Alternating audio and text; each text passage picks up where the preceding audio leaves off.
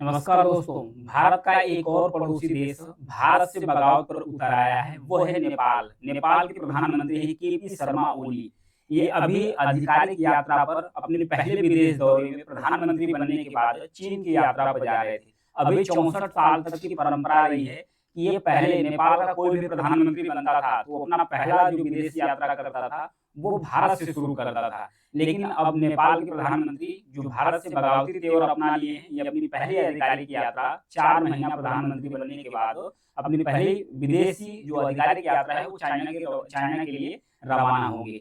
इससे पहले जो मालदीव था, मालदीव के जो राष्ट्रपति थे मोहम्मद मुइज़, वो भी अपनी पहली यात्रा मोहम्मद मुइज़ मतलब कि मालदीव जो भी राष्ट्रपति बनता था मालदीव का, वो भी अपना पहला जो यात्रा करता था वो भारत से शुरू करता था। लेकिन मोहम्मद मुइज़ ये एंटी इंडिया कैंपेन चला रहे थे और चाइना सपोर्टेड माने जाते थे। तो इन्होंने अपनी पहली जो यात्रा शुरू की थी वो टर्की से शुरू की, उसके बाद चाइना गए थे, उसके बाद भारत का नंबर आया उनकी नज़र में। लेकिन अभी उनकी हेकड़ी कुछ कम हुई है क्योंकि उन्हें लग रहा था कि भारत के बिना हम रह नहीं सकते। इसलिए उन्होंने किया क्या, वो अपना जो भारत से रिलेशन सुधारने में लग चुके हैं। ये हैं केपी शर्मा ओली। ये जो 2015 में जब ये प्रधानमंत्री बने थे, अभी ये नेपाल के 4 बार प्रधानमंत्री बन चुके हैं। 15 में जब 2000 में बने थे नेपाल के प्रधानमंत्री, तो ये अपना पहला जो दौरा किया था, ये भारत आए थे परंपरा के अनुसार।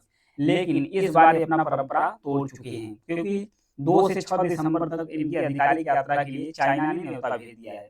तो वो वहाँ जाएँगे चाइना में, तो चीन के जो राष्ट्रपति हैं शी जिनपिंग, उनसे भी मुलाकात होगी और उसके साथ चीन के जो प्रधानमंत्री हैं ली कीयांग, उनसे भी इनकी मुलाकात होने वाली है। ये आधिकारिक यात्रा पर वहाँ पर जा रहे हैं। हालाँकि चीनी जो प्रधानमंत्री केपी शर्मा ओली हैं, इनके कुछ करीबी हैं। इनके द्वारा कहा जा रहा है कि हर बार तो भारत न्योता भेजता रहता था, भारत न्योता भेजता रहता था भारत नेपाल के प्रधानमंत्री को अपनी आधिकारिक यात्रा के लिए। लेकिन इस बार भारत ने न्योता ही नहीं दिया। भारत ने इग्नोर करना नेपाल को शुरू कर दिया। तो भारत क्यों न्योता नहीं दिया? क्योंकि 2015 में जब केपी शर्मा ओली जब नेपाल के प्रधानमंत्री बने थे 2015 में, तो ये लगातार एंटी इंडिया मतलब कि भारत विरोधी लगातार कदम उठाते रहे और चाइना के नज़दीक जाते रहे। और चाइना का जो मेन प्रोजेक्ट है बीआरआई प्रोजेक्ट है, belt and road initiative, China का जो मेन प्रोजेक्ट है उसमें भी इन्होंने सहमति दे दी है कि वो उसको ज्वाइन करेंगे। फिर उसके बाद 2020 में इन्होंने भारत के नेपाल के हिस्से पर कब्जा, इन्होंने कहा कि भारत ने नेपाल का हिस्सा कब्जा करके रखा है। ये एक विवादित बयान वहाँ था। भारत ने मुझे कुर्सी से हटाने की साजिश रच रहा है, ये जून 2020 का इनका बयान है। फिर भारत में नकली अयोध्या है, असली अयोध्या तो नेपाल में है, ये सन 2000 जुलाई में ये बोलते हैं। फिर 2020 में इन्होंने कहा भगवान राम का जो जन्म स्थान है वो अयोध्या नहीं है, नेपाल का जो वीरगंज है वहाँ पर है। यानी ये लगातार भारत के खिलाफ बोलते रहे हैं। तो इसी का नतीजा निकला है कि भारत इन्हें अब इग्नोर करना शुरू कर दिया है। तो इन्होंने इन्हीं के कार्यकाल के अंदर जो केपी शर्मा ओली हैं, केपी शर्मा ओली हैं, इन्हीं के कार्यकाल के अंतर्गत ही नेपाल ने एक नया नक्शा जारी किया था। नेपाल का जो नक्शा जारी किया गया था, तो उसमें नेपाल का जो यानी भारत का जो 3 इलाका है, खास करके काला पानी और फिर उसके बाद जो लीपू लेक वाला इलाका है, फिर उसके बाद लिम्पिया धूरी, 3 इलाका है। यहाँ पर जो नागरिक रखते हैं वो इंडियन नागरिक हैं, इंडिया को ही टैक्स पे करते हैं, वो इंडियन नागरिकता रखते हैं। तीनों इलाके को नेपाल अपना चीन के उकसाने पर कहना शुरू कर दिया है नेपाल कि वो इंडिया का अंग नहीं है, वो नेपाल का पार्ट है। इसे अवैध रूप से इंडिया ने कब्जा करके रखा है। ये नक्शा भी जारी कर दिए, तीनों इलाकों को अपने नक्शे में, अपना जो नोट है उसमें शामिल कर लिए थे। तब से विवाद बढ़ता चला गया। अभी 30,000 करोड़ जो नोट है वो प्रिंट करने के लिए चाइना की कंपनी को नेपाल ने दे दिया है। उसकी 30,000 करोड़ प्रतियां छपेगी और उसे छपने के बाद वो आएगा कहाँ पर, नेपाल में। उसमें नया नक्शा भी शामिल है। इसको लेकर धीरे धीरे जो विवाद बढ़ रहा है, इसी को लेकर भारत नेपाल के प्रधानमंत्री को इग्नोर करना शुरू कर दिए है। तो यहाँ पर देखिए यह है नेपाल, नेपाल के ऊपर चाइना यानी तिब्बत है। फिर भारत 3 तरफ से तो भारत ही घिरा हुआ है। यहाँ उत्तराखंड में एक डिस्ट्रिक्ट है जिसका नाम है पिथौरागढ़ डिस्ट्रिक्ट। इसी में लिम्पिया धुरी, काला पानी, लिपू लेक, 3 इलाका यहाँ पर एग्जिस्ट करता है, जिसे नेपाल बार बार क्लेम करता है।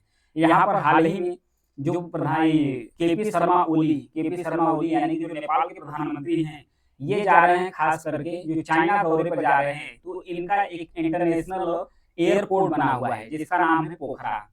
जो उनका पोखरा इंटरनेशनल एयरपोर्ट बना हुआ है, यहाँ पर देखिए फिगर, पोखरा इंटरनेशनल एयरपोर्ट, इसके लिए चाइना ने लोन दिया था। ये जा रहे हैं वहाँ पर, वहाँ पर जा रहे हैं चाइना में, तो ये चाह रहे हैं कि जो चाइना के प्रधानमंत्री हैं और चाइना के राष्ट्रपति हैं, ये इनका लोन जो माफ कर दे, उन्हें कुछ और आर्थिक मदद दे। हालांकि चाइना पहले ही इंडिकेट कर दिया है, चाइना पहले ही सिग्नल दे दिया है कि चाइना कर्ज माफ करने वाला नहीं है, क्योंकि चाइना लोन को थोड़ा समय दे सकता है लेकिन कर्ज माफ नहीं करेगा। अगर चाइना कर्ज माफ करने लगी तो और भी तो देश जिसको चाइना ने कर्ज दे कर रखा है, तो वो चले जाएंगे चाइना के पास, चाइना से कहेंगे कि भाई हमारा भी कर्ज माफ कर दो, हमारा भी कर्ज माफ कर दो, ये सब कहना शुरू कर देंगे। तो इन्हीं सब सारी चीजों को लेकर, सारे मुद्दे को लेकर ये चाइना पहले ही कह दिया है कि ये मतलब ये नहीं चलेगा, मतलब कर्ज माफ नहीं करेंगे।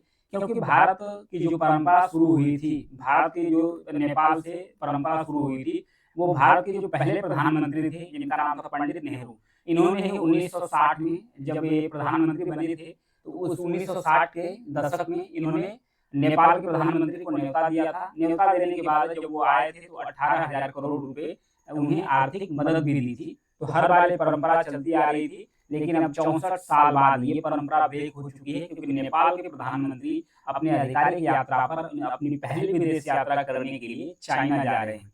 चाइना जा रहे हैं, बहुत उम्मीद के साथ जा रहे हैं। हालांकि जो नेपाल का लोकेशन है ना, नेपाल का लोकेशन 3 तरफ से इंडिया से घिरा हुआ है, एक तरफ से चाइना से। चाइना की तरफ नेपाल जो घिरा हुआ है, ये काफी ज्यादा पहाड़ी इलाका है, ये काफी ज्यादा विकसित इलाका नहीं है।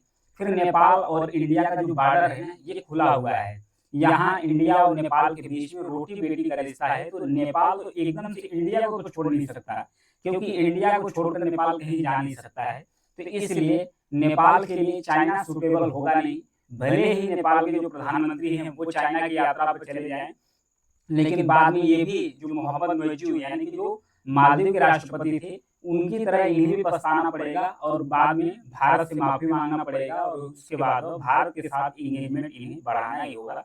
ये था नेपाल के जो प्रधानमंत्री हैं क्यों चाइना के दौरे पर जा रहे थे, उसके बारे में न्यूज एनालिसिस। Thank you.